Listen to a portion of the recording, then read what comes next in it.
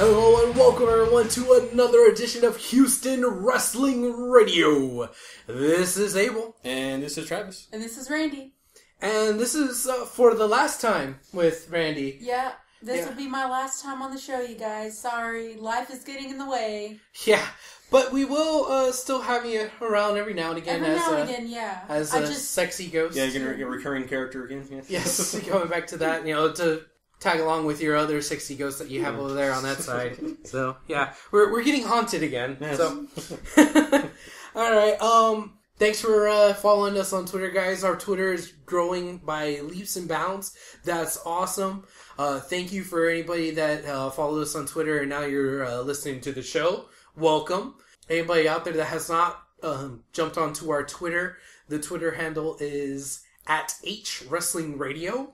And you can also find us on Facebook, Houston Wrestling Radio. Just do a search, whatever, on there.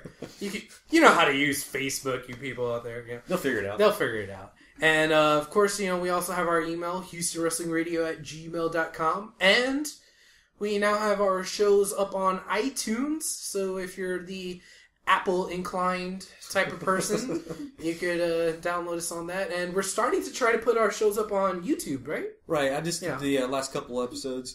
Right now, it's just the audio just on YouTube. But I figured, we'll try it anyways. Yeah, just messing around with it, see how that goes. We'll see what happens in the long run. We'll mess around with this more. And you can also check all our past episodes at our website at www.houstonwrestlingradio.com. Which, if you're listening to this, you probably already know about that. Unless they're listening on iTunes. Right. There you go. Or they found a link on Facebook. Right. Or Twitter. Well, on iTunes, you could get all the old ones. Okay. Right. But not all of them, because there was a few in there where we ran out of hosting space, so, some of the few newer episodes are there. Whatever. You know how to find us if you're listening to this now. Pay no mind to Abel. Right. We have a great show for you guys here tonight. We are going to Don't lie to the guys. I'm not lying. We're going to have a very special guest. We're going to have the Rockstar Robbie Gilmore on later tonight. A certified rock star. Yes, a certified rock star. Yes, he's a independent star here. He works ROW circuit here as well as other indie shows here. So, he's a really great guy, great performer, and we can't wait to hear from him, have him on later in the show. So sit tight and stay tuned for that. And don't go away after the interview. Let's go ahead and get on into some of the stuff from this week. You want to start with Raw? Let's start. Why do I even ask? Of course you always want to start with Raw. It's only the biggest show of all the wrestling shows. Silly me. Yeah, silly you. Let's talk a little bit about the Hall of Fame, man. Yeah, I think the Hall of Fame is starting to... it could be a better show than the actual WrestleMania. Depending on which way they go. Yeah, you can look at it that way. Yeah, it could should be on pay-per-view, man. I mean, who we got so far? We got Foley, Trish, Bob Backlund, and now Bruno Sammartino. Holy crap! Bruno Sammartino. How did this happen? How did they finally get him to bury the hatchet? Man, they finally kissed and made up or something. That's ridiculous. Wow.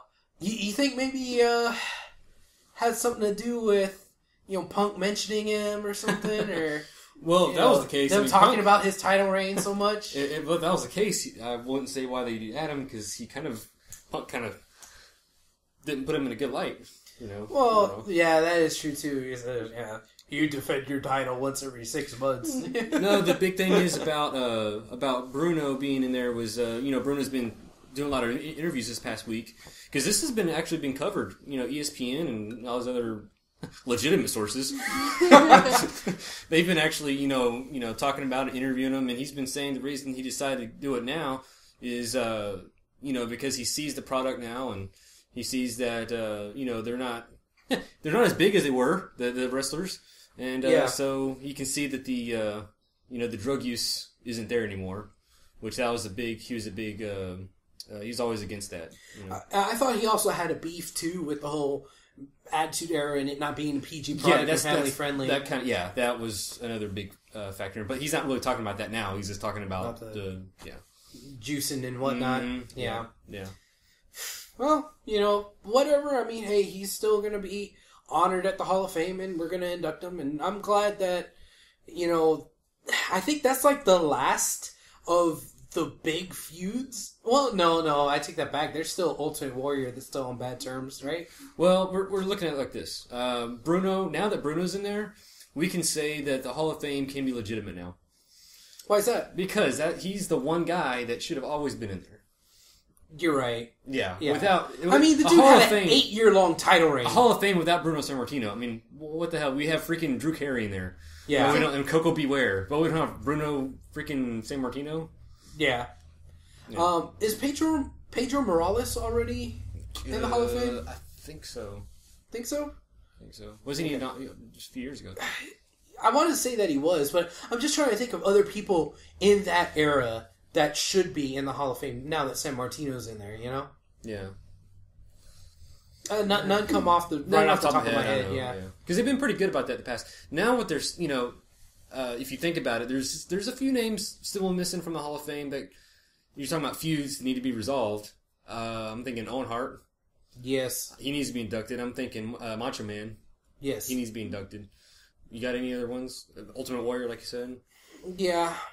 I think WWE probably just needs to try to bury the hatchet with Warrior. But then again, Warrior's just so crazy. Yeah, he's batshit crazy. Yeah, he's... He changed his name to Warrior.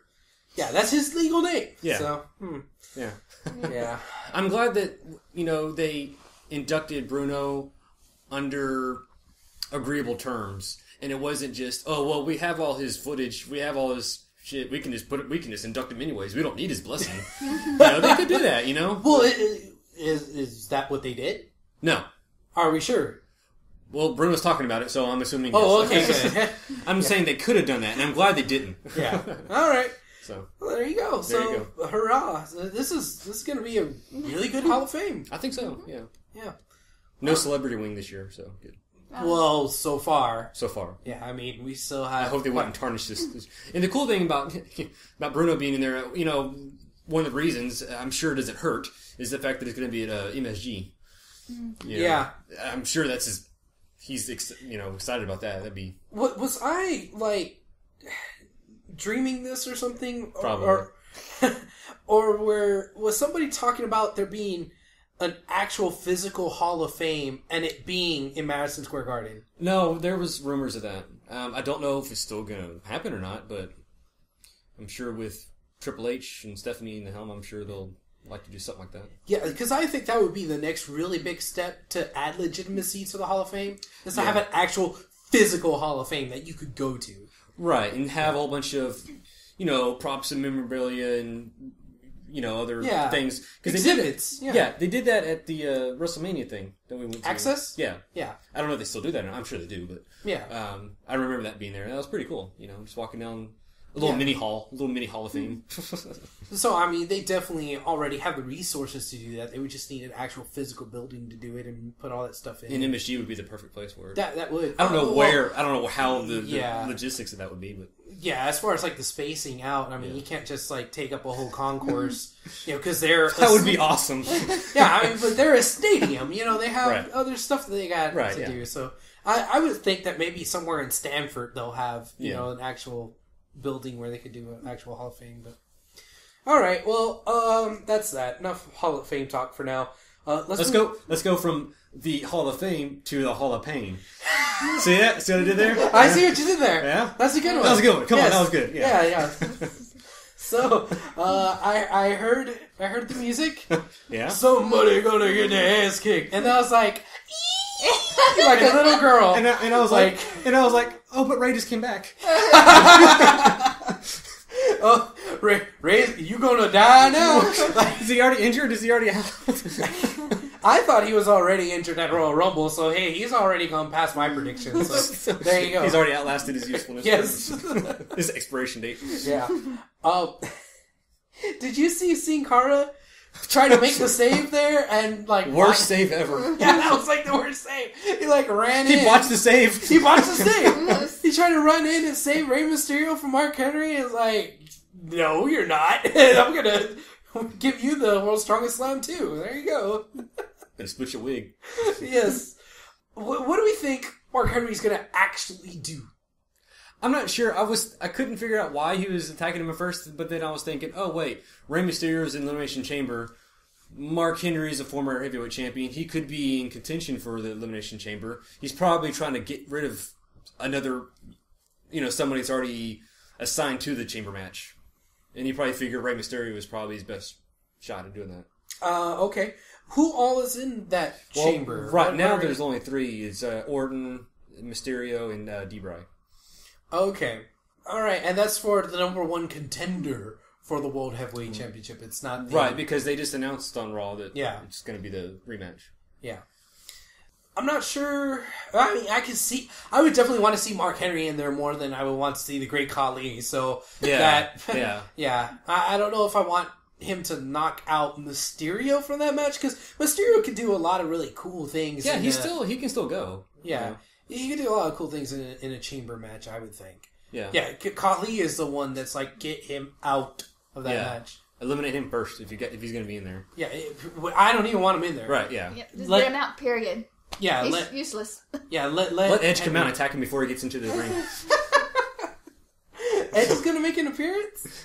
Just to get him out, and then Mark Henry will come in or something. I don't know. Yeah, by the looks of How awesome would that be if it's a random Edge appearance just to knock out? Awesome. Just to knock out Khali. No, you're not going in here. Get out. What did you say right now? Oh, I was just saying, by the looks of the way Khali moves, Edge is in better shape. Oh, definitely. Yeah. There's... Well, see, I don't know. I mean, is Khali, the way he walks and moves and stuff, is that because he's out of shape, or is he just like... Was he put together that way by Dr. Frankenstein? Like, what... What does he have a medical condition? I don't know, but I'm going with that one. You're going with that? Okay. I mean, I hope I'm not making fun of a guy who has like a legitimate disease. You are. Am I? He does. You're making fun of him. What legitimate disease does he have? Megalogamy or something like that. Giantism thing? Whatever? Yeah. It's the same thing Big Show has. Well, that's what I'm saying. Big Show has that, but he doesn't walk around like Khali.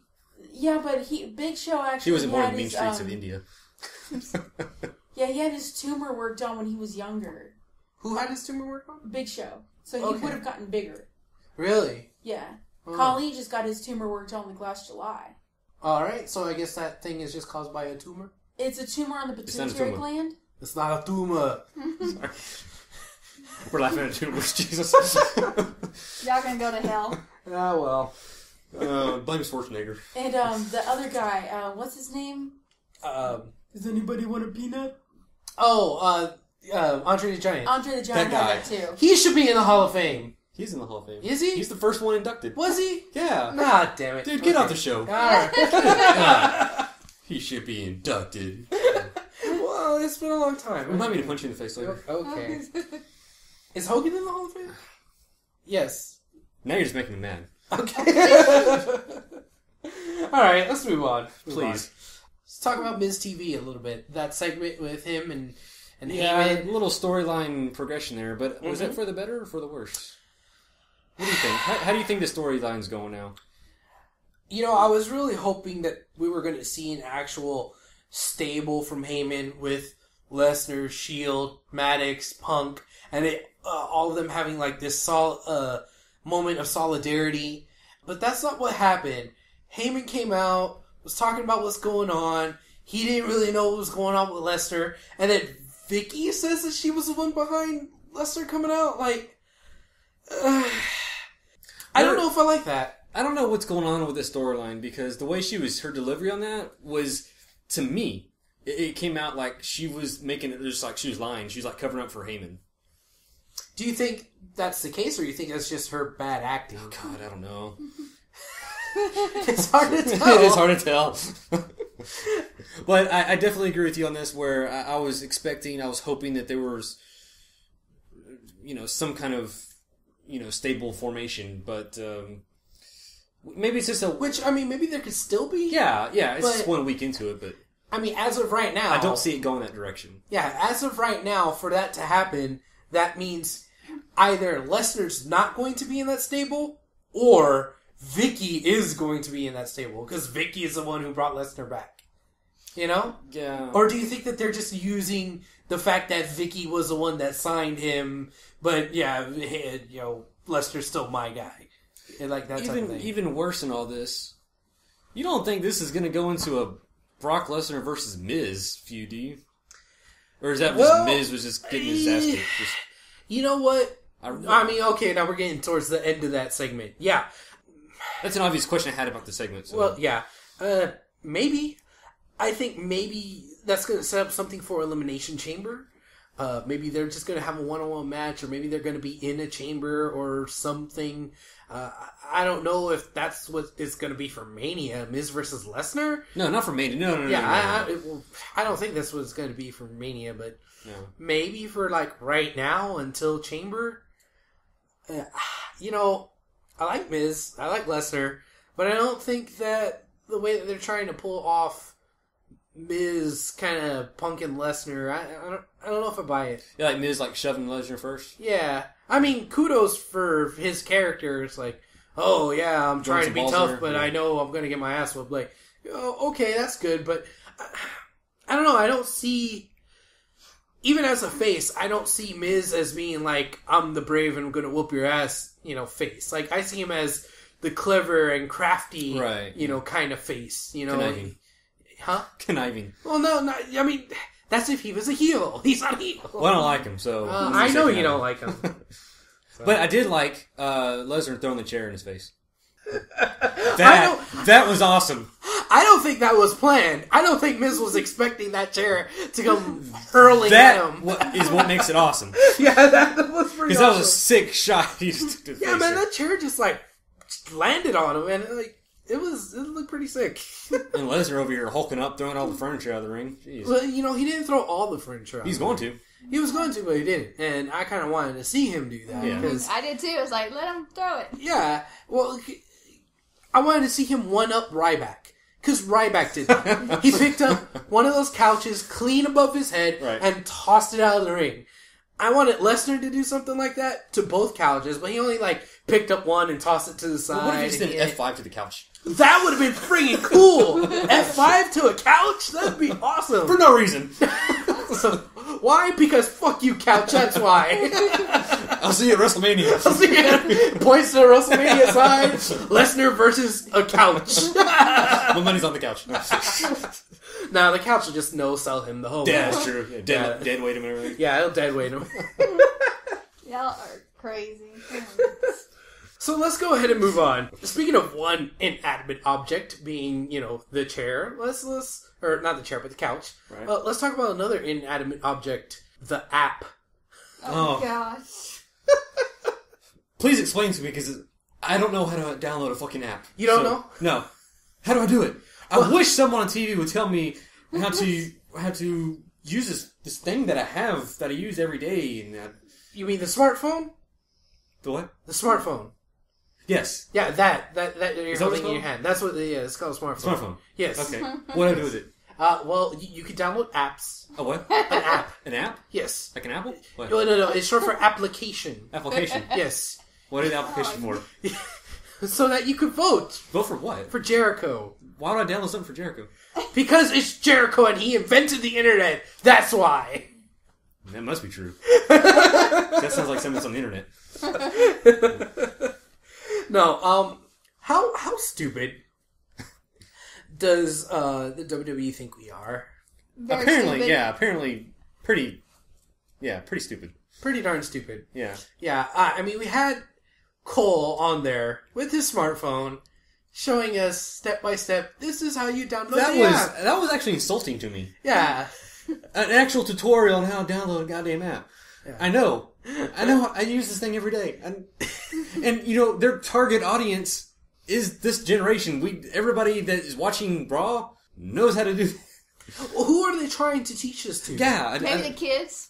Maybe the kids have phones. Kids know how to use phones better than we do. But they don't think so. Maybe they think that they're trying to get the older crowd that missed the smart, our parents or something. Maybe that's who they're trying to teach. This is the same company that during the anonymous GM storyline, that little ring that went off, they kept saying that was an email.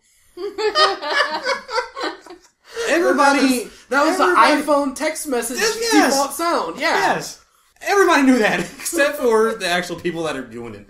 Maybe they're just trying to teach Vince how it works. That's it. That's it. That's it. I'm going with that. Yeah, that's what it is. They're doing it a way to where it's not to make him feel stupid, because they can't say, "Hey, Vince, you fucking idiot, this is how you download an app." No, so they have to say it well, we're going to show the audience on air. We're going to show everybody else how to do it. Yeah.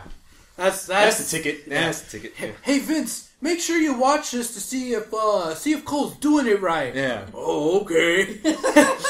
This is how you download an app. You click here. You press here. Did you get that, Vince? Did you do it right? I think so. It worked.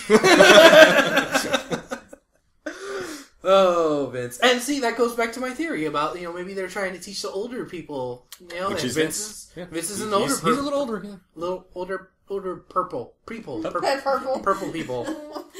Edit that out. Yeah, I'll try to. Oh, jeez. Okay, anything else from Raw? Do we want to discuss the actual closing segment? And we didn't talk about Punk either. Punk's little promo. Mm-hmm. Of course, that didn't really further anything. He was just kind of rehashing what he said last week about... Yeah, because, well, there was no Rock. No Rock. No person. And why is there no Rock? Because... He's the champion. Yeah. Is he out doing his movies? Doing a premiere? I don't know. I think he was... you know what? I don't really know what he was doing. Don't you have him on speed dial? Well, let me call The Rock up right now. After we're done with the Rockstar Robbie interview, I'm going to call up The Rock himself. And be like, hey, Rock, what's going on? Why weren't you on Raw? Are you okay? What's wrong, buddy? You could do that for Ziggler. He wasn't on Raw either. Yeah, Ziggler wasn't on Raw either. Well, I remember seeing that Ziggler had a legitimate reason why he wasn't on Raw. And why was that? I didn't click on the thing to find out. Because he was on the dark match after all. Was he? Yeah. Oh, well then I really have no idea. Then. It was Ziggler and Punk teaming up against a couple of jabronis. Who is it? Couple of jabronis? Cena and... yeah, that's a jabroni. Orton? I think. Yeah, it's a dark match. It don't matter. Who cares? It doesn't matter. Yeah. All right. So the Shield, at the very end, it was all built up for... Cena was going to single-handedly call out the Shield.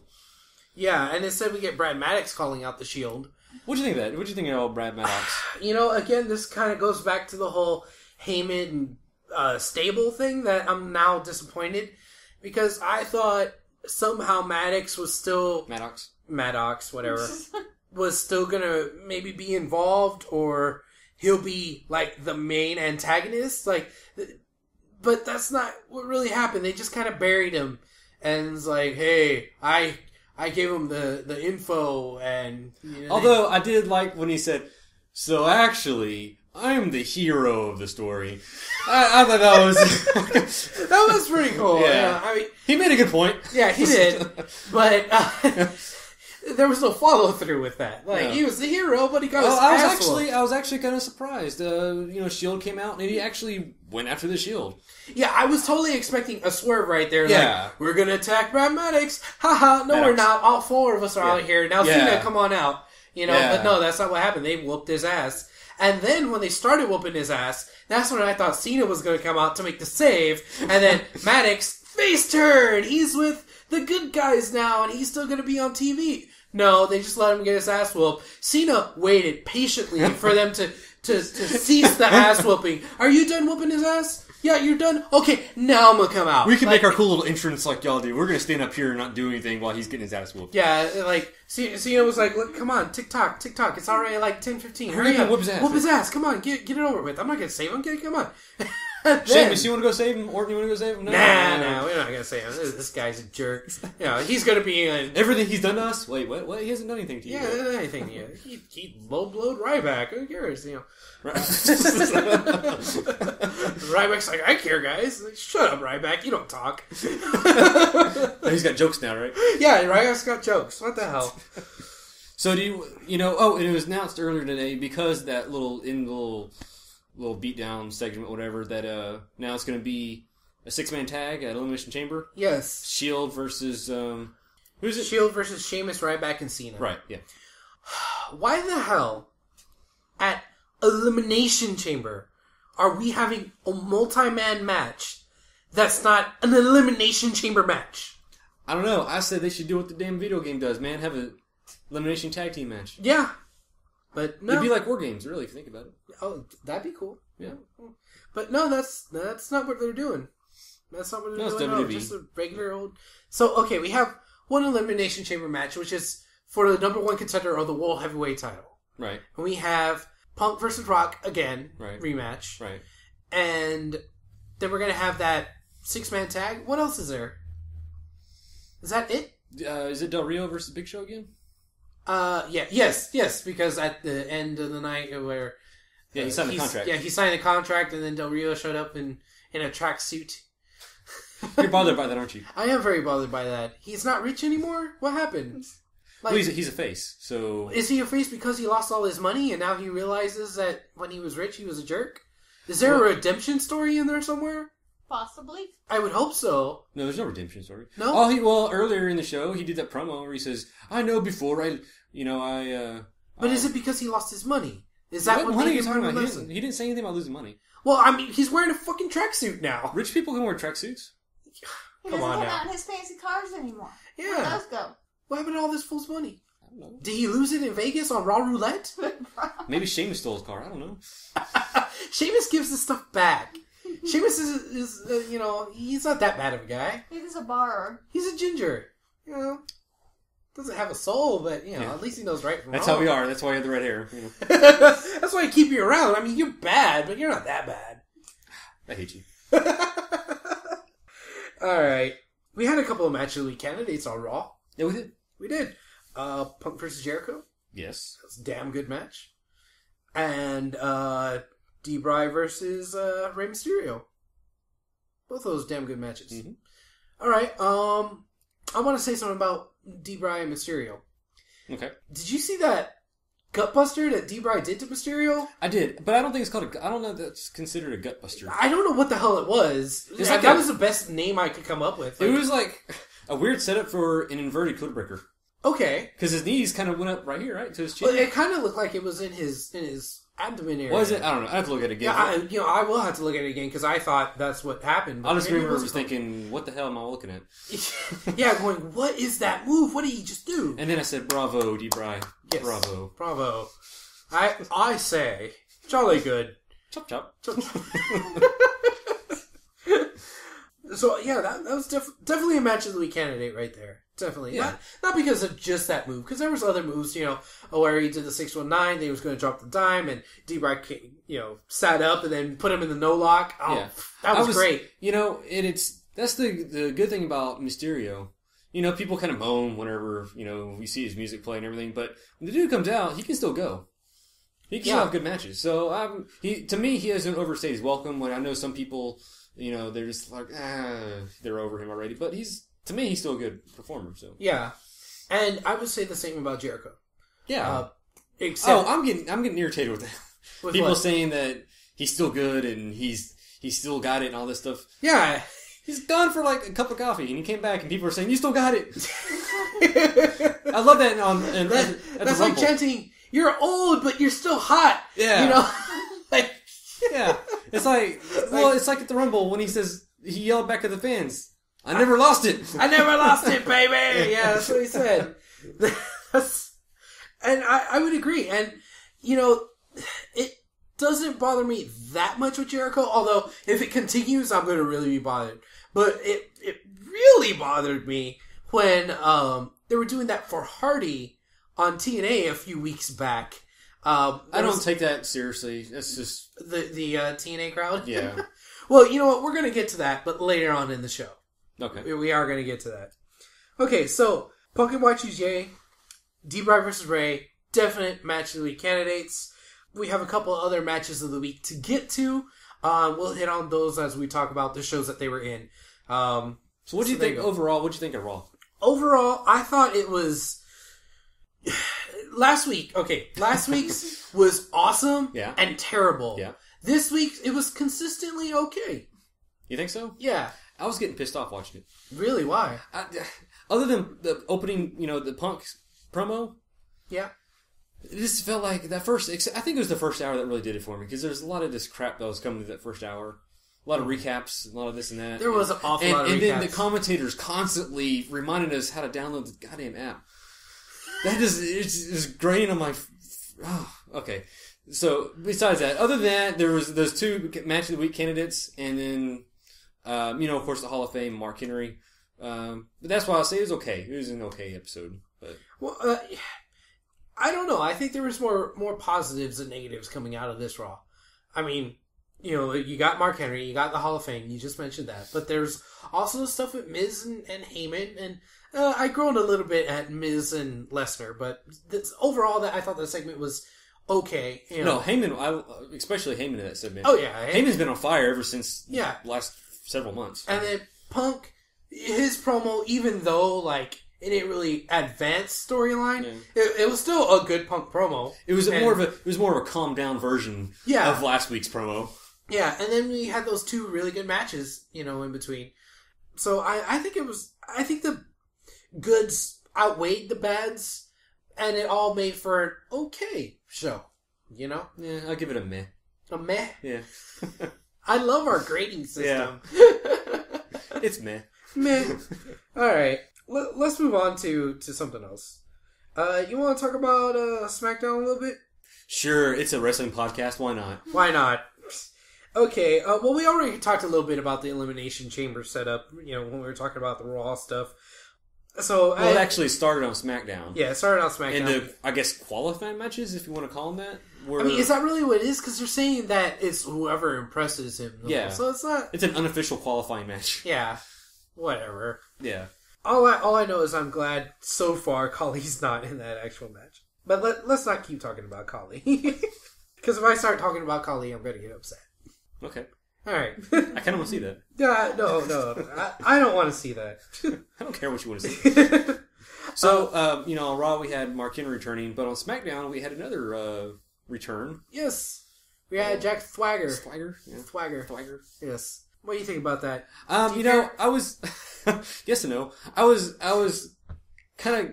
It was okay, cool. Swagger's not in the Elimination Chamber yet? He's trying to impress everybody right now. Okay. Especially on Raw, when he destroyed Santino.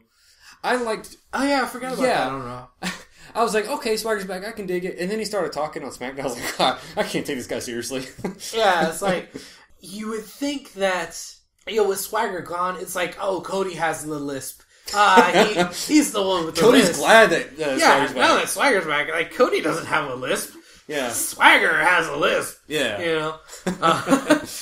I like Swagger more on Raw than on SmackDown. I think he was just presented better on Raw for some reason. Yeah. Probably because he didn't talk. That's probably exactly what it was. And he looked more intimidating. He looked more aggressive on Raw, I thought. You know what I really like? I really like Jack Swagger's entrance music. That's just some really good entrance music. It's a shame that, it's a shame that he has that voice, man, that voice. The voice? The voice? The voice. The voice. It's a shame that he has that voice. Yeah, that lisp is just so unfortunate. Yes, I know. It's contagious. It's just so unfortunate, man, because he has the look, he has the ability, he has the music. It's just, man, that lisp. Oh, jeez. It took me right out of his character as soon as he started talking. It's like, you're going to take me serious. Yeah. No, we're not. He should be the silent, deadly type. Yes. Not the, I'm going to tell you exactly what I'm thinking. Yeah. He should be more like, I don't know, Mike Tyson. Just don't talk. And then when you do talk, it's like, what? That guy talks like that? Like a surprising thing. Yeah. Not like, oh man, this guy's going to talk. It's like, did you just hear the guy? That's crazy. Intimidate and scare people before you start talking. Yeah, exactly. Yeah. And get a face tattoo. And, hey, what do you think about them renaming the ankle lock to the Patriot Act? I don't get it. The Patriot Act? Really? Yeah, that's what I kind of said. Because it was... Are they trying to do the whole... Going forward with the whole all-American still with him? I would assume so. He's still coming out to that music and still has those tights.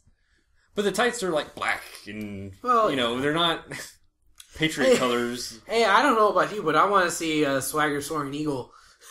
I want to see that dude come out again. His old, there's a mascot, right? Yeah, a little mascot. A little Swagger soaring eagle. We thought about something back when Cesaro started talking about no American who's ever beaten me for the title. Yes.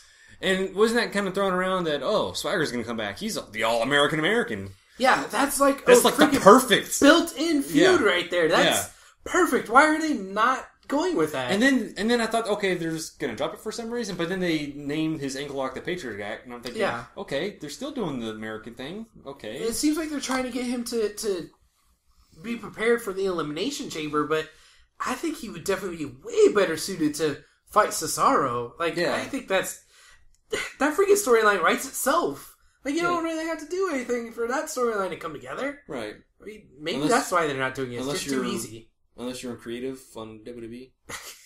Then it is. I guess so. Alright, well, overall, good thing or bad thing that Swagger's back?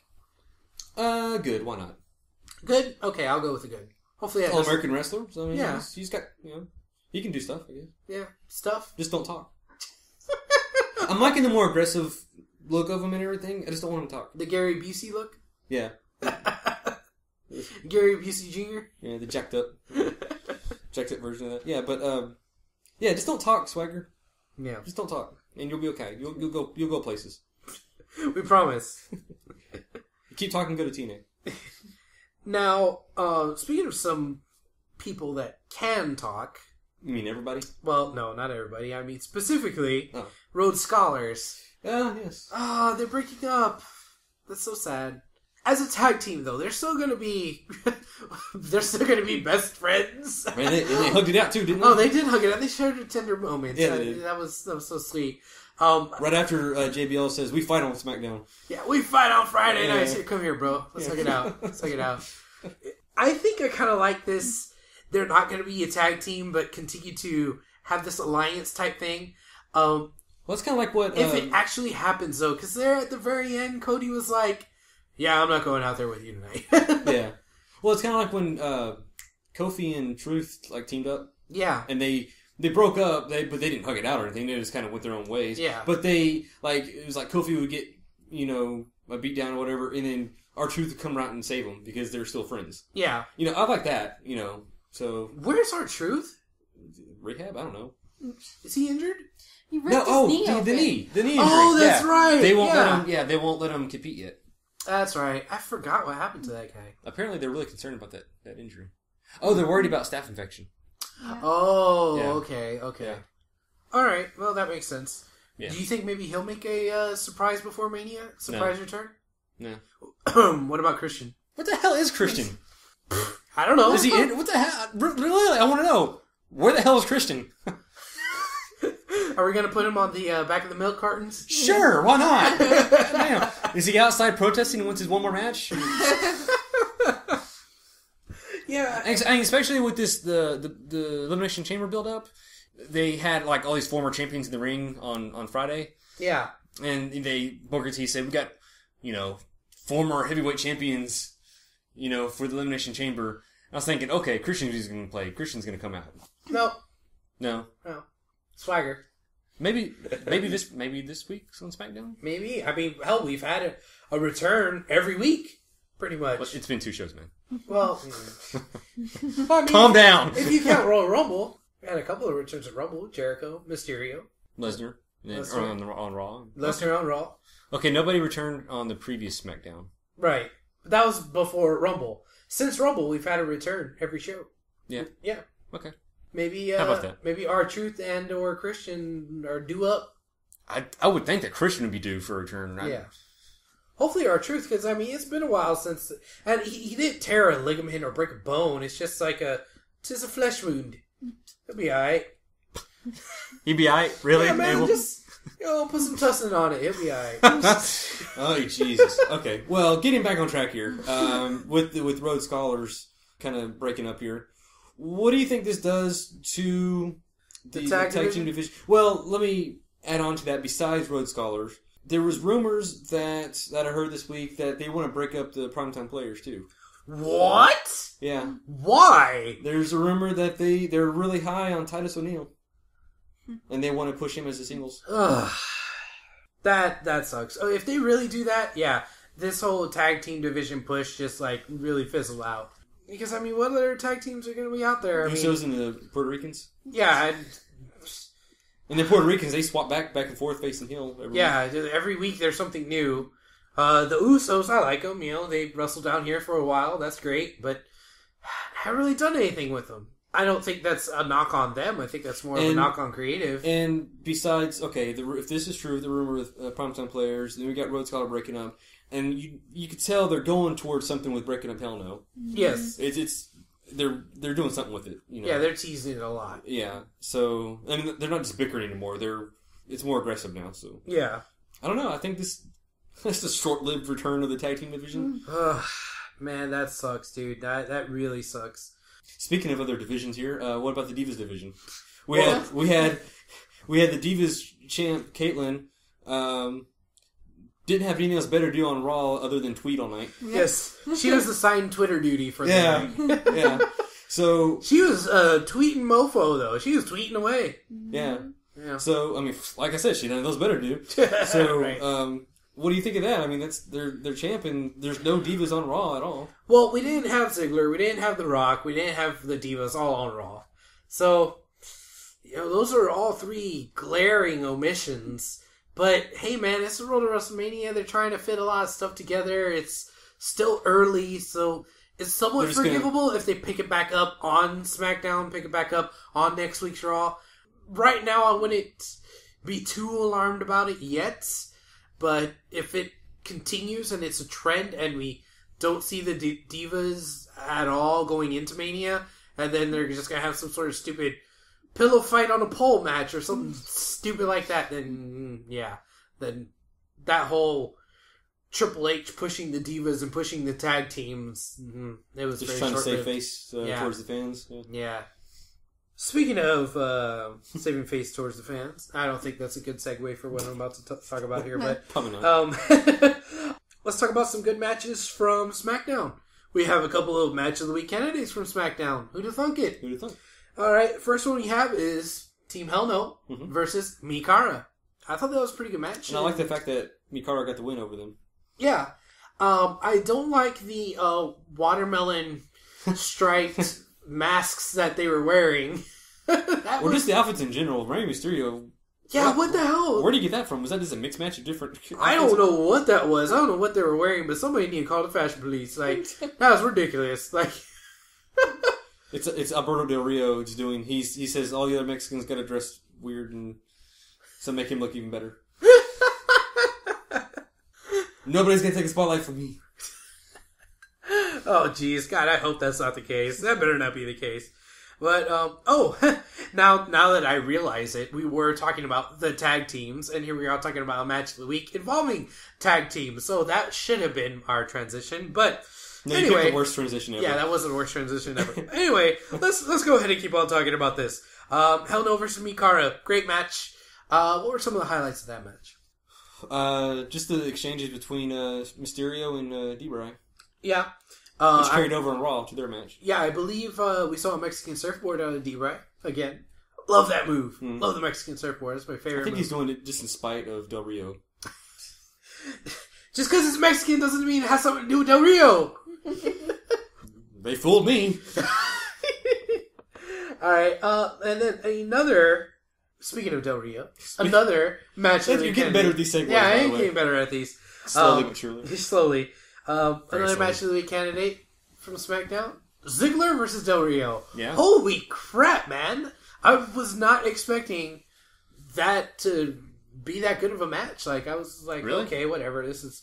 Yeah, because I don't know. I don't have that much faith in Del Rio. Maybe I should start getting more faith in him because he seems to put on pretty good matches. These are people, man. You need to... Well, I know. Yeah. That's why I don't have faith in him, because they're my people. I know what my people are capable of.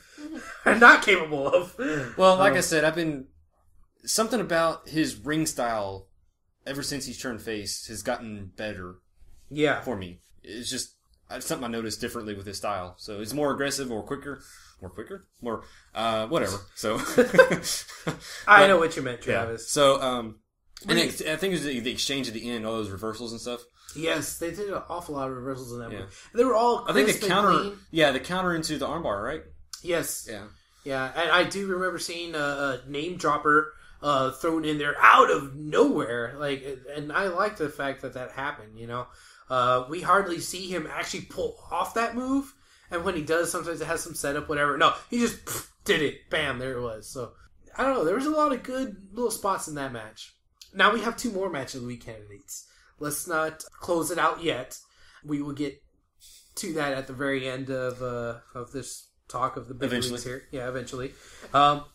Anything else from SmackDown, or is that it? Oh, that's it. Okay. Let's move on to the last of WWE programming for this week. Yeah. And let's talk about main event. Main event pissed me the F off. You too, huh? Yes. I'm so pissed that the Intercontinental Cup never happened. That is crap. On Monday, on Raw, they were talking about, we're going to have the Intercontinental Cup. Oh, okay. And then Tuesday, we recorded our show, and we're talking about, oh, man, this is going to be great. We're really going to look forward to, is it going to be a tournament? Is it going to be this and that? Oh, this is going to be awesome. That was on Tuesday. Apparently, earlier in the day on Tuesday, unbeknownst to myself, and me, and you, and my colleague over here, WWE just decided to cancel it. And in the weirdest way too. Did you see what they did? Like, they had Barrett tweet something, or yeah, I saw that tweet after the fact. Barrett said, "Hell, I convinced them to cancel it." I did like the way he did it. Yeah, I got great news. Got great news. I'm not gonna have to put up my title or whatever. Yeah, which you know what? That's clever. Kudos on Barrett and them going about the way of going about it. Like that was the fact that it got canceled. Just the fact that it got canceled. That pisses me the F off. Yeah, I agree. And we got a rematch from the last week, back in Cesaro. And I which saw... ended the same way. Yeah. I saw that part of the reason why they decided to cancel it was so that Barrett could continue this feud with Bo Dallas or something. But nothing even happened with him and Bo Dallas on SmackDown or even on Raw. I mean, he had a match with, Orton that he lost on SmackDown. He had a match with Orton that he had again that he lost on Raw. And the only thing with Bo Dallas was just the commentator saying, Bo Dallas has really gotten into his head. Yeah. And then Bo Dallas did that little picture-in-picture little backstage promo. And that's it. Yeah. And that's it. You canceled the whole effing tournament. This is what should have happened. Uh-oh. I know that they had already released the names of the people that were going to be in the tournament, and Bo Dallas was not one of them. Right. But they could have kayfabed an injury for one of the guys, stuck Bo Dallas in the tournament as a replacement, and had Bo Dallas win, much to the chagrin of Barrett all along the way. And that would have just enhanced Bo Dallas even better. Enhanced Bo Dallas, continued the storyline that they canceled the whole damn tournament for anyway, and they would have had it as a slow build leading up to a match between Barrett and Bo Dallas at Elimination Chamber. Yeah. That's how it should have went down. I don't know why they decided to cancel so that they could have this picture-in-picture stupid half-ass, freaking feud where they're not actually feuding. And it would have been so much better if Bo Dallas was in a tournament and on one of the matches in the tournament, Barrett's just watching in the back. And when Bo Dallas wins, Barrett gets pissed off and he wrecks some stuff in the back.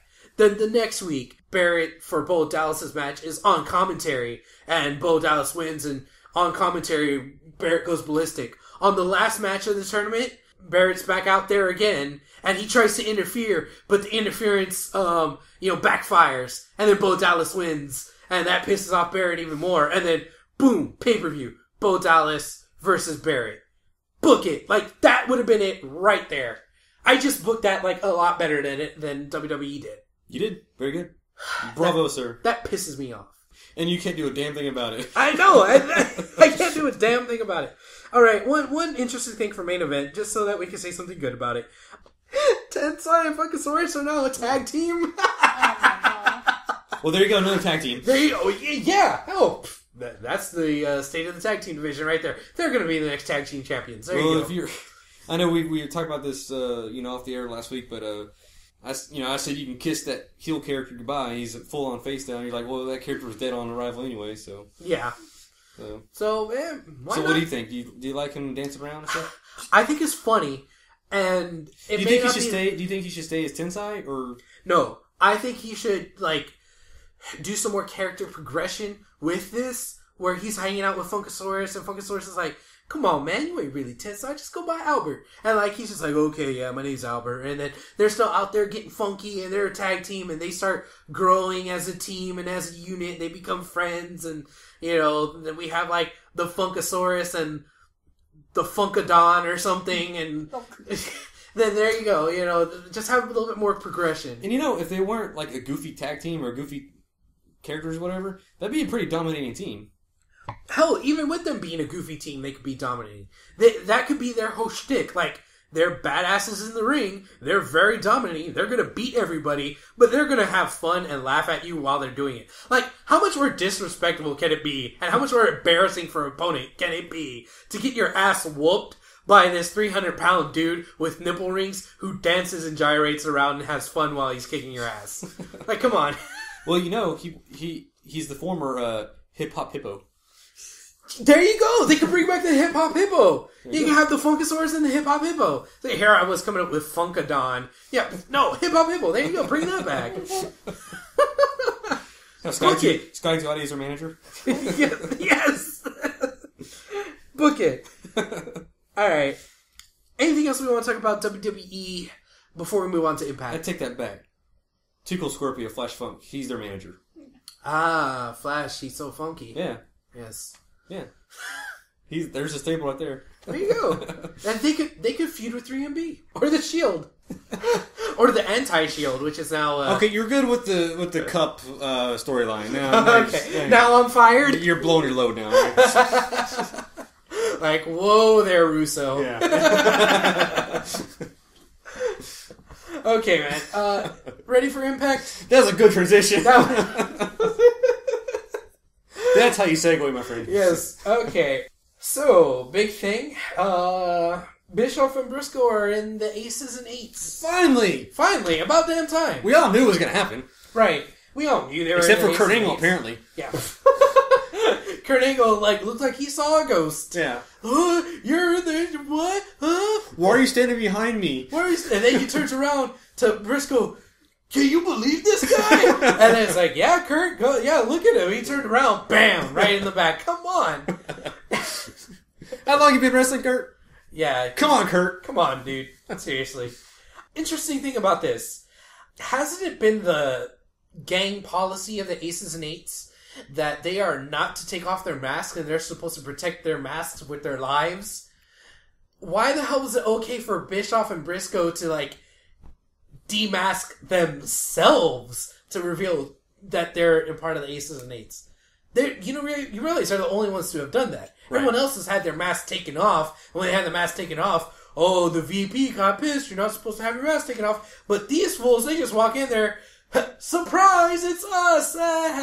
And that's it. Because the whole thing has changed from the beginning purpose of this. But this is as old as 3-4 weeks ago. This is TNA. Okay. That's the answer I was looking for right there. This is TNA. What else? What kind of explanation do you want? I don't know. If you want to go storyline wise, in the past, in the clubhouse, they said you get your mask. If you remove your mask is taken off. You have to prove yourself. Right. Maybe they said, well, they proved themselves by fooling Kurt this whole time. They're like, you know what? We're tired of wearing these masks. But we still want to be in Aces and Eights, so how are we going to do it? Well, we're going to take off our masks, then we're going to have to prove ourselves. Well, we'll just beat up Kurt. Yeah. So there you go. Yeah. So it's like a way around. Right. Yeah, what? Whatever. You like that excuse or the fact that this is TNA? You know what? The truth probably is that, it's just TNA. TNA's just being, TNA. Because they figured out that you can't have a stable with masked men and not unmask them. Yeah. That's the whole problem. Unless you're luchadors. They needed to have a gang of biker gang. This Mexican biker gang. A Mexican luchador biker gang. Yeah. Yeah. Perfect. Do they have one in AAA? Maybe. Because isn't that where didn't Jeff Jarrett go down there? Yes, he did. Maybe you can bring them back and just bring back a bunch of Mexicans. Yeah. Here you go. Oh, people are getting unmasked in Aces and Eights. Here, it's a bunch of Mexicans. Yeah. I got them for the cheap. You need to replenish the ranks of Aces and Eights. Say hello to El Loco and El Pollo Gringo. Oh, Jesus. Oh, man. That's racist. I'm glad you said that. I did say that. Okay, speaking of... Here's a good segue. Speaking of Mexicans, we had a match with Chavo and Austin Aries. And that is our final match of the week candidate. Thank God. Yeah, yes. Really great match between those two. Honestly, I never expect a good match out of Chavo. And maybe that's just WWE conditioning. Like, I know he's a good wrestler. But you would never know it. But, yeah, exactly. I would never know it. Like, I don't know it intuitively. Like, I just know it in my head. Like, oh, he's supposed to be a good wrestler, but this match is going to suck. You know, but this time, that's not the case. Well, in WWE, always had to emulate Eddie. He had to always emulate Eddie or, play second fiddle to Eddie. Or be the foil of something. You know, he was doing something stupid in WWE. You know, he could never just be Chavo Guerrero the wrestler. Yes, that's true. And here he was. He still does the Three Amigos, and he still does the little shimmy shake that Eddie used to do. But, but it's not as much. It's not. He just does it every once in a while. Yeah. And he does the frog splash, but whatever. Mm-hmm. This is a cool movie anyway, so we forgive him. Yeah, how many other wrestlers in the history of wrestling use a frog splash? Like, that's not Eddie's move. I mean, if you want to say somebody... There's only one other guy, and he's in TNA also. Who? Rob Van Dam. Well, okay. This is the X-Division champion. Well, I was thinking Superfly. He did a freaking splash. Move on. What? Like, that's not a frog. He didn't do a frog splash. Okay. Well, it's still almost the same thing. No, it's not. Okay. Whatever. So that's our match of the week candidate right there. What do you want to say is match of the week? And we have 5. We had a Y2J versus Punk from Raw, D-Bry versus Rey Mysterio from Raw, Ziggler versus Del Rio from SmackDown, Team Hell No versus Mikara at SmackDown, and then on Impact, Chavo versus Austin Aries. What's your vote? Well, I think I'm going to go with D-Bry. Really? Yeah. D-Bry and Ray? Mm-hmm. I Interesting. say Punk and Jericho. Sexy Ghost votes for Punk and Jericho. All right.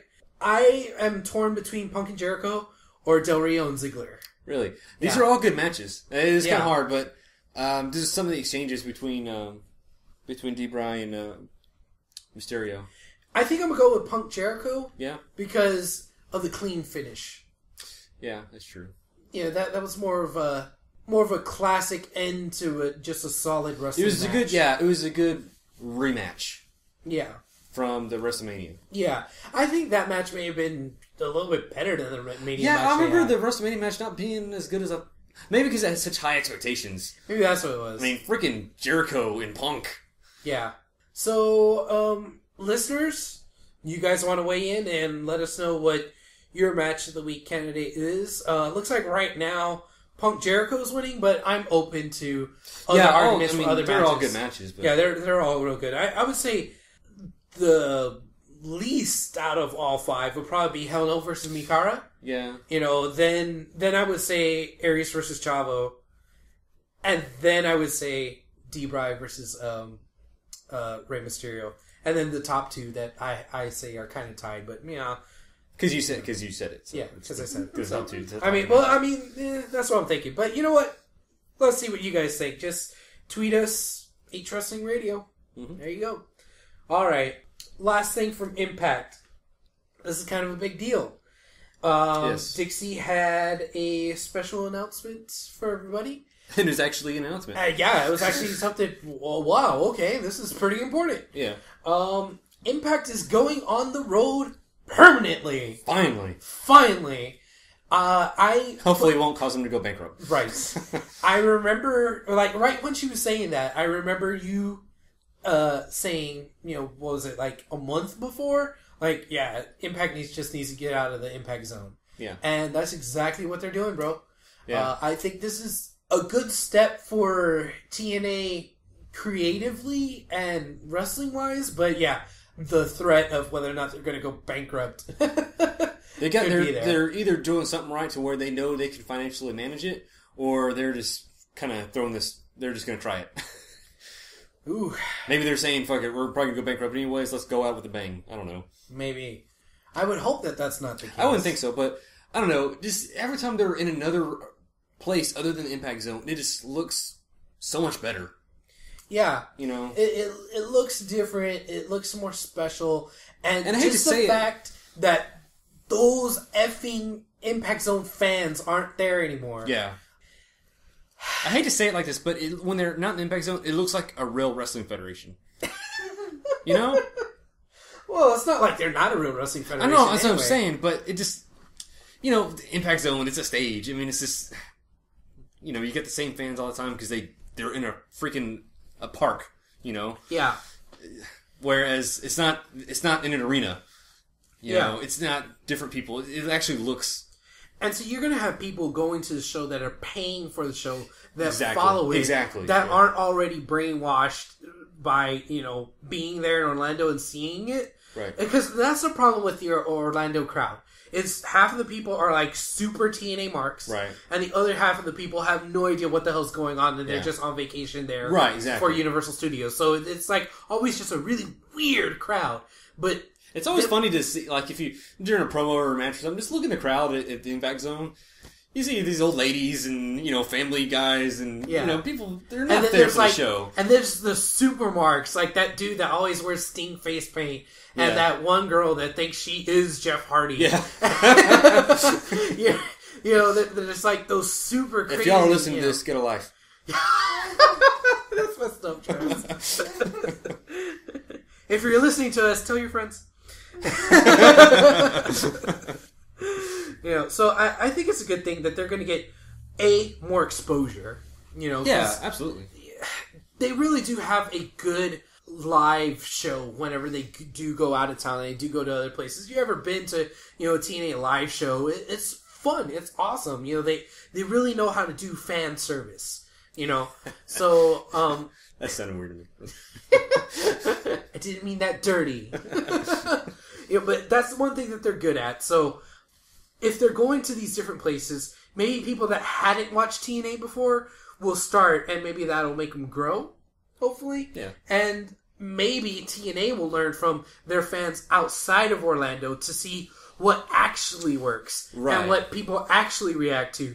Because sometimes that crowd in Orlando, like, they'll react to anything, and that could probably be like a false positive for some of the things that actually happen in TNA. It's like, what do you mean our ratings suck? The guys in the audience ate it up. Well, yeah, that's because there were nothing but TNA marks there that will eat up anything, you know? So, yeah. I don't know. I see a lot of potential for goods to come out of this, but yeah, there is that big 600-pound elephant of, you know, how are they going to pay for this? And if people don't come to their shows... But you know what? That's not our problem. That's not our problem. You're right. I just want them to put on a good show. I do want them to put on a good show. And if they come to Houston, we'll go to... Hell yeah, we'll go. Yeah. Hell yeah. I wonder when they are coming to Houston. I know that they said that their first show is going to be in Chicago. Have they put out a list of, you know, where they're... Because usually with WWE, they have their shit like planned out a year in advance.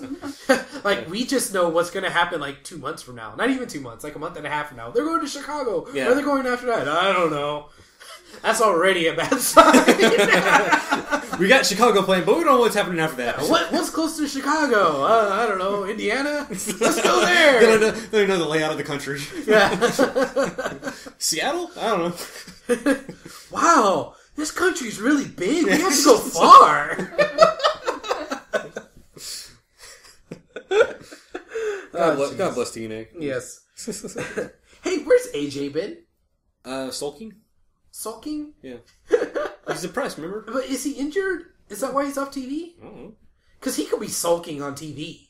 What do you mean, like progressing the storyline? Yeah. No. No, it's TNA.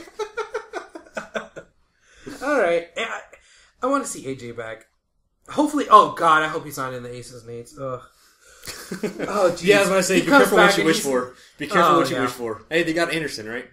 That's true. Well, you know, AJ wasn't. He's had nothing to do with Aces and Eights. That's true. So I don't see that happening. Well, which means it probably will happen. Yeah, it will happen. Here's the hope. Hey, I sent you a link on Facebook to a YouTube video for a thing talking about this guy making a case for Eric Bischoff being the guy that's in charge of Aces and Eights. Did you watch that? Oh, yeah, about they raised the voice The pitch? Yeah. Yeah, and it sounds just like Eric Bischoff? Yeah. What do you think of that? Nah. It probably is Eric Bischoff, but because of that, I'm not going to base my thinking it's Bischoff off that video. Okay. Just because, first of all, that was so long ago. Yeah. You know, how much has changed on the storyline of the Ace and 8 so far, just on that, you know. Okay. Well, if any of our listeners are confused as to what we're talking about, what video, I'll go ahead and post it up later tonight or tomorrow or something so that you can see what I'm talking about. But you know, Eric Bischoff, back in WCW, he did ride the motorcycle down when he was in WO. He was Eazy-E. Yeah. Remember? He liked motorcycles. Leather jackets, yeah, all that. And hey, this storyline is an awful lot like a big storyline that he... really liked. So yeah. No, it's not. It's not like that other one. They're wearing masks.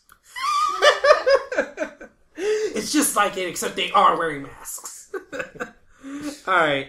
Anything else you want to say about Impact, old buddy? No, I don't got anything. Okay, let's move on to a couple of indie things. Okay. First off, we're gonna go ahead and get to our big old interview with Rockstar Robbie. So, let's go ahead and cut to that here for a second, okay? Alrighty. All right.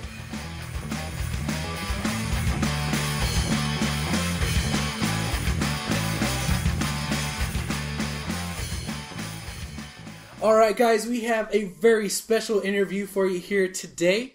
We have on the line a former PWA World Heavyweight Champion, former PWA Tag Team Champion, the first ever ROW Heavyweight Champion, and a two-time Pro Wrestling Insider Top 500 list, the awesome, talented Rockstar Robbie Gilmore. Welcome to the show, Robbie. Yeah, you made me sound good. I try, man. I try. But you are good, man. Oh, man, I appreciate it, guys. Thanks for having me. Thanks for coming on. Let's go ahead and get right on into it.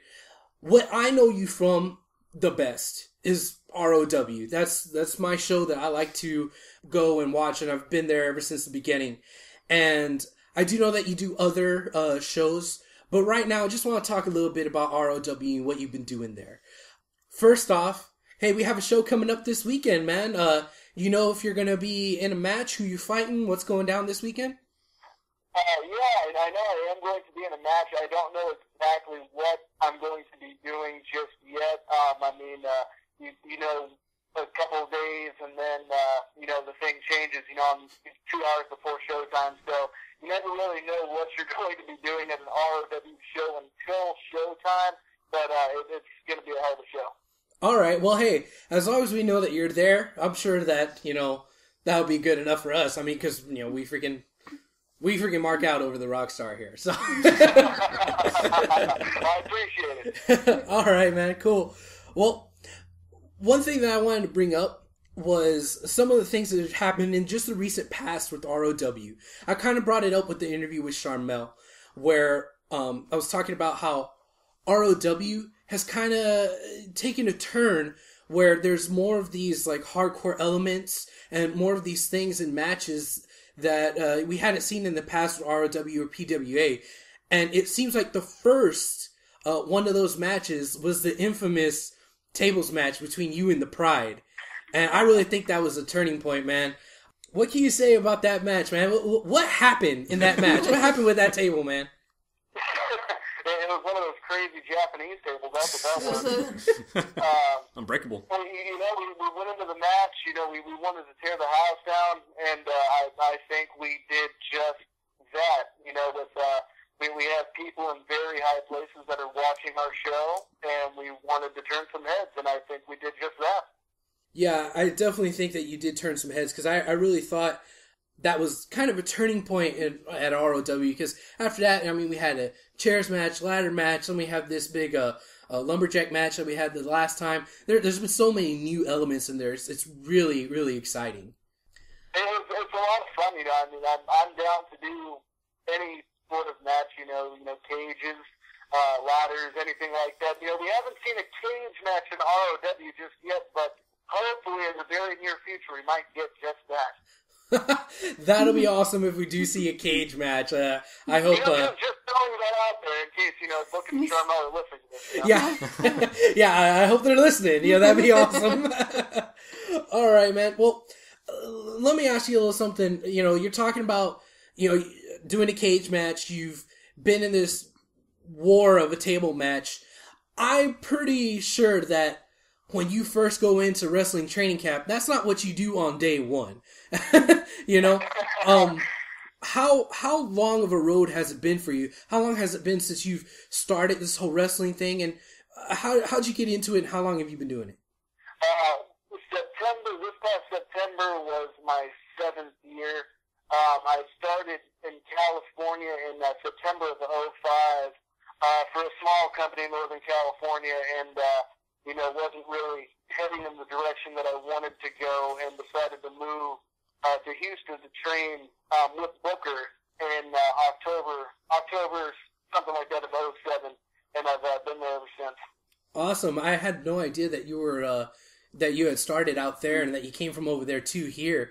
That's pretty cool, knowing that you came all the way to Houston, just to train with Booker. And that's one thing that we've been talking about. Booker's really bringing back wrestling to Houston, and Houston used to be a really big hotbed, and then it kind of dipped away, and now, Booker's kind of trying to bring that back to where this is a destination spot for wrestling, Yeah, you'll constantly hear Book say, if any of y'all get a chance to talk to him, you'll see the big ring on his finger, and that's a ring that was given to him by Paul Bosch, who was, one of the big figures in Houston wrestling. And with that ring alone, that just shows that Booker's trying to get something going, and just a constant reminder to him that he needs to bring wrestling back to Houston. And even though we do have a couple of other companies here in Houston, I think Booker is definitely top dog. He's the man, and our company is the best. Definitely, man. I do know that you do work a few other shows, not necessarily all in Houston, but you travel around in different places. What other shows do you work, and how? Because we always hear stories from wrestlers saying, "Oh man, I had to drive all night from Philadelphia to New York just to make a show." How far have you traveled out, and what other indie shows do you work? In this area or not in this area? Like, how much do you do? The farthest that I ever traveled for a show was actually after I moved to Houston. I went back to California to do a few shows. Actually, I did a show at the Cap House in San Francisco for a big wrestling convention, headlined by a lot of stars of the Great Muta, Steve Carino, DDP. A lot of them were there. And I did that show, and currently I'm actually working for Texas All-Star Wrestling. They're based out of Humble, Gulf Coast Power Pro Wrestling out of Beaumont, and Southern Pier Wrestling based out of Sulphur, Louisiana, and a couple of others as well. Awesome.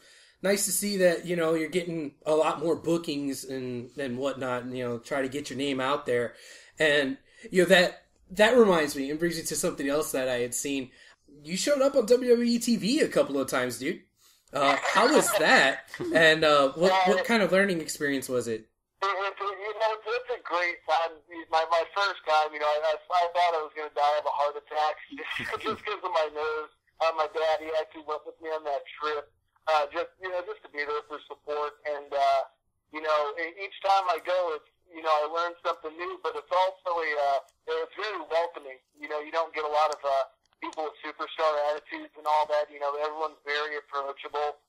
It's always a real good time whenever you go. Awesome. I would definitely like to see more of those cameo appearances, and then eventually showing up there, in the big leagues, just, as you are, instead of just, an extra or whatever. That'd be really cool. Well, WrestleMania 32 is what I'm shooting for. That's what I'm hoping. Awesome. Hey, Robbie, real quick, we just want to ask you about the, being part of the PWI 500. How does it feel being on that list 2 times in a row, and how does that come about in the first place? I got the very first, the first 2 times I was on there, I didn't even know I was on it. I got texts I got one from a buddy of mine in Boston, and he had asked me, what does the number 442 means to you? And I said, buddy, I have no idea what the hell you're talking about. And he said, well, you're in the PWA 500. Congratulations. But what? I had no idea. And then, of course, the following year, I got something rather similar from another friend, actually Scott Zinzin, one of our reps at ROW. And he had said 323, and I'm, what are you talking about? He said, hey, you're moving up in the world. So it's pretty cool, especially when you don't know you're going to be on the same. Right, yeah. Wow, so they didn't give you, like, any notice at all? They just printed out the list and there you were? Yeah, pretty much. The first time I remember filling out a deal for it, I got an email saying, hey, if you want to submit your info, go ahead and try it. You know, I didn't think anything of it. And the second year, I didn't submit anything. Huh. So I don't know if someone else submitted my information or whatever, but I moved up, apparently. Wow. So. Well, that's pretty awesome, man. Yeah, congrats on that. Yeah, congrats. Yeah, appreciate it. All right, well, let me ask you like a more serious question here. You know, we're talking about you getting, you know, to WWE and, you know, going up to the big leagues and then being recognized by, you know, PWI. What is your plan specifically to make it there? And what obstacles do you think you got to face to actually make it into the WWE or TNA or whatever? Well, everyone knows I'm not the biggest guy in the world. You know, I'm not 6'4", you know, 280 pounds. You know, I wish I was built that way, but, you know, of course I'm not. So, I mean, with me being, you know, not the biggest guy in the world, you got to be afraid you can't be afraid to, you know, take a chance. And, you know, me with, you know, with the whole, you know, the Rockstar persona, that's me with, you know, the volume turned up 100%, you know. So I've come to realize in the last few years you just can't be afraid. You know, you can't be afraid to take a chance. You can't be afraid to mess up. You know, if you mess up, you know, go back to the drawing board. And, you know, so far, you know, especially since ROW, since the inception of ROW, you know, I've taken chances. I've kind of branched out a little more. I've studied people that I need to study in order to make it to the next level. And, you know, I've turned some heads, you know, with you guys. I've turned some heads, you know, with people in higher places. So with what I'm doing now, hopefully, you know, it's getting me to where I need to be. So, you know, with that being said, with me not being the biggest guy, you just can't be afraid to take a chance, you know, fall on your ass and then get back up. All right, man. Well, we wish you the best of luck in that, and we're definitely going to be here cheering you on. I just can't wait to see, you know, one of the ROW guys, you know, come out of ROW, come out of Booker T's camp, out of the Houston camp, and make it to there. And, you know, you're one of the dudes that I would hope that would happen too, you know? I love it, so I appreciate it. Now, I was told that I was supposed to ask you about a certain incident that happened when you were traveling one time for a show. And I don't really know too much about this, but he said that, or my friend Aaron, he said that I had to ask you about getting pulled over by a cop twice in 1 hour. What's that story, man? What happened? We got to hear this. It's one of those stories, you know, you go up to Dallas for a show, and you just want to get the hell home afterwards, you know. And you know, we're moving downtown Dallas. We're about to get on the freeway, and I'm gunning down the freeway, you know, 85 miles an hour, something like that. And all of a sudden, I see these lights behind me, and man, that sucks. You know, I get pulled over, tell the guy where I'm coming from, and you know, lo and behold, he's actually a wrestling fan, and you know, asked me a couple questions about the show, and he let me off with a warning. Like, okay, cool. So, you know, not thinking anything of it, I decide to speed up again, going down 45, and get pulled over right by a semi, and got pulled over again. Told the guy where I was coming from, and actually got let off twice in one night. Oh, wow. You got a warning both times? I got a warning both times. I was definitely on my side that night. That is freaking awesome. I didn't realize. But of course, last year, you know, Karma reared its ugly head and bit me on the ass on my way to Corpus Christi, and I got 2 tickets, but, you know, we won't go there. All right, man. Well, you stay safe on the road. But you know what, man? As for right now, I don't really have any other questions that I really had planned, to give you or anything.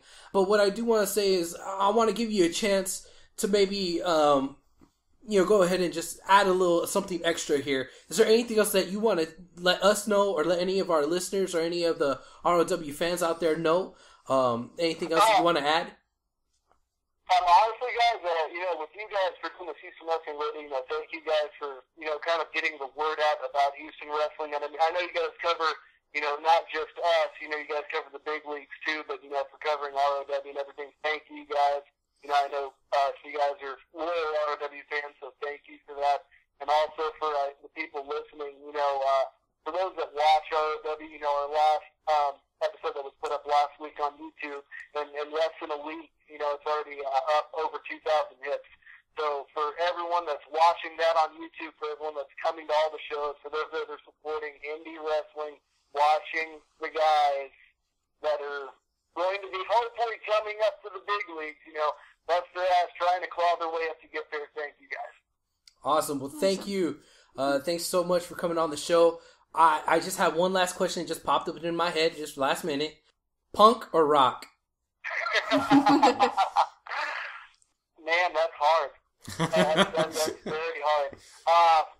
For the better of the business right now, Rock. All right, Rock. Yeah, that's definitely an ongoing debate with us and with the... If you listened to our show last week, we got into it quite a bit. Yeah, we did. So that's Rockstar Robbie's pick, The Rock. There you go. I think he's on my side. Yeah, I think he's on your side. Yeah, he is. All right, cool. Hey, well, thank you so much for coming on the show. Maybe we'll have you again some other time in the future. And have a great show this weekend, and I'll be there watching you, man. Awesome. Sounds good, guys. I appreciate it. All right. Thanks. Thanks. All right, thanks.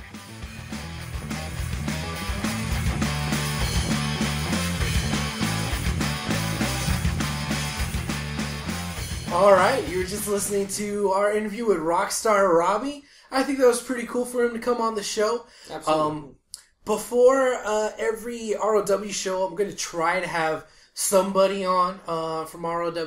At least that's what the plan is. I mean, best laid plans. But definitely want to, keep interviewing some of the local guys, as well as, moving on with interviewing other people maybe higher up in the wrestling business world. But yeah, that was some good stuff. Thanks for coming on. Let's go ahead and talk a little bit about, just to throw this out there again, about ROW this weekend. Right. It is going to be this Saturday, and is going to be... Is it this Saturday, Abel? This Saturday, yes. Okay. It's going to be this Saturday, and it's going to... What's the name of the place? Clear Lake Recreation Center. That's what it's called. Clear Lake Recreation Center on something Diana Lane. Right. You could Google that stuff, you kids with your Google machine. Ask WWE how you download the app to find that. You would find that out, yeah. No, it's going to be a great show. Of course, they're doing their tapings again for the next month's worth of build-up till their next pay-per-view. So, definitely want to check that out. I believe that they had just released their last episode, last Wednesday, and I think they have one more episode to do this week that they're going to release. So keep your eyes peeled for that on the YouTubes. On the YouTubes? Yes, the YouTube. So check that out. We will be there at ROW, and of course, as always, Randy, $5 autographs. Absolutely. All right, $5 for autographs with us, guys. There you go. No refunds.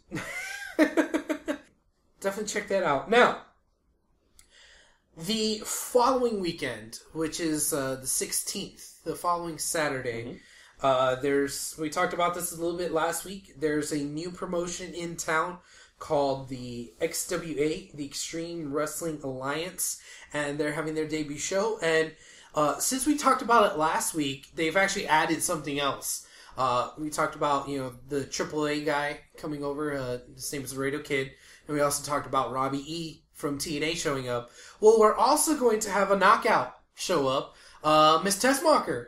So, Yay. yeah, they got a star-studded lineup. Houston's own Miss Tessmacher. So, yeah, that's awesome. Also, they're having a seminar thing with Robbie and Tessmacher for different wrestlers around town. So if you want to go check that out, go to their Facebook page. It's Extreme Wrestling Alliance, and that's Extreme without an E, just Extreme. So check them out on Facebook. It has all the details there for that. I'm definitely thinking that I'm gonna try to make it out to this show. Me and Randy. Trav, do you think you're gonna go? Yeah. Yeah. Okay, cool. Well, then I guess we'll all be there. Awesome. Why wouldn't we go? I don't know. You might have plans. We said we were going to go to the CWF show, and none of us want to go. There's just so many shows. It's a lot to keep up with. But no, this one I definitely want to see. And of course, we're also going to have Eddie and Cristiano and Reina showing up there. And they did say that they were going to have a females division starting up there, a female wrestling match. So that's cool. That's something that we haven't seen in a while. So I'm looking forward to that. And they also say that they're going to have an announcement for their heavyweight title. I'm assuming that they're going to do maybe something where they decide how they're going to decide who will be their first champ or whatever. So definitely want to check that out. Now, as far as where it is, it's going to be at a flea market on Airline, south part of Houston. So check that out on their website. They have all the info there. And looks like that might be a pretty good show. Yep. So, ta-da. Yeah. Next show up, March the 2nd, Doomsday. Keep talking about this, man. I am so excited, so pumped. They did announce that they are having their champion. Let's see, what do they call him? Geez, now I'm forgetting the name. It's not Little Stinker, but something like that. Something along the lines of Little Rascal or Little Stinker. What's this dude's name? I know you're talking about. It's on the tip of my tongue. Yeah, it's on the tip of my tongue, too. Little Dickens. That's it. There we go. Yeah, they're going to have their champ, Little Dickens. Lil Dickens. Little. Not little. Lil. L-I-L. Yeah. Lil Dickens. Little Dickens. Versus the Russian Bear. Yes, the Russian Bear. So that ought to be good. There was also going to be another one. Who was that going to be? I think it was... I think they said it was going to be Charlene. Charlene Lone Star versus El Baño. That's Spanish for the toilet, in case nobody out there knew. Yeah, they have some masked wrestler running around. Houston, we know what that means. Yes, a masked wrestler running around holding a toilet, and he's wearing brown. So yeah, of course. This looks like it's going to be a freaking awesome show. I can't wait for it. March 2nd at Numbers Nightclub. I think they're starting at, 8 p.m.? I think that's what it said. Yes. Yeah, 8 p.m. And they're calling it Textravaganza. Is there a cover to get in or anything? I don't know, probably. Pay money, whatever. Take money with you. There you go.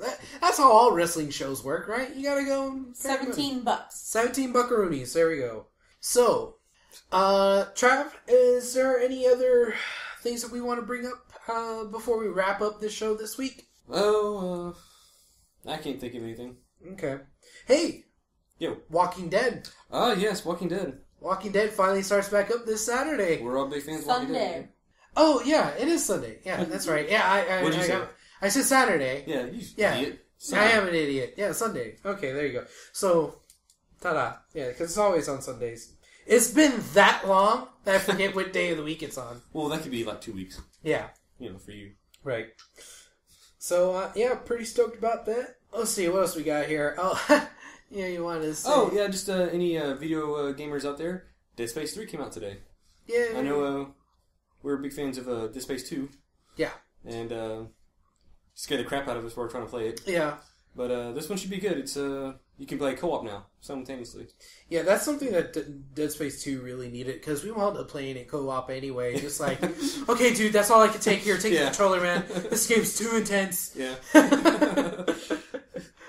So, and I found out any fans of Mass Effect out there, if you have a saved Mass Effect 3 game file on your Xbox, you have Dead Space 3, you can play Dead Space with Mass Effect armor. Really? Yeah. Oh, that's cool. Nice little crossover for, I guess it's EA, I guess. Yeah, they're both EA games. Yeah, so nice little touch there.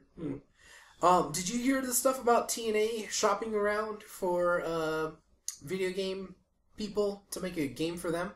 Again? Yeah. They're at it again. Well, it can't be worse than the first one. Yeah, that first one was just terrible. God, that was a horrible game. Well, I know one place they're not looking is THQ. Yeah, I guess WWE has to do some shopping around for that kidding. too, huh? Yeah, that's why TNA's looking around, because they got to hurry up before WWE buys up the next one. Yeah. Quick note about the Super Bowl. When the lights went out, everybody on Twitter just kind of blew up, saying, "Oh God, Undertaker or Shield or whatever." Yeah. I did find a little video. It's funny, unless they're actually seriously thinking that was what was going to happen.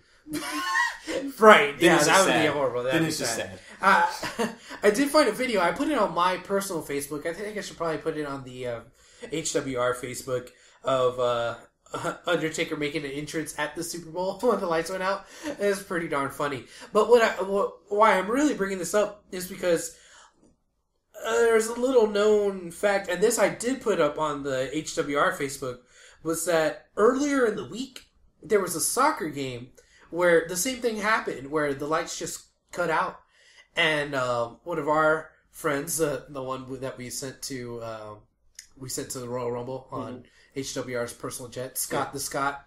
Well, since he's Scottish, he likes football football, soccer. That's how we crazy call it here. foreigner. Yeah, crazy foreigner, dirty Euro, and so he was watching this soccer game, and the lights cut off. And he was like, "Hey, is it wrong that the first thing I thought about was, it's the Undertaker while I was watching soccer?" And I thought that was funny.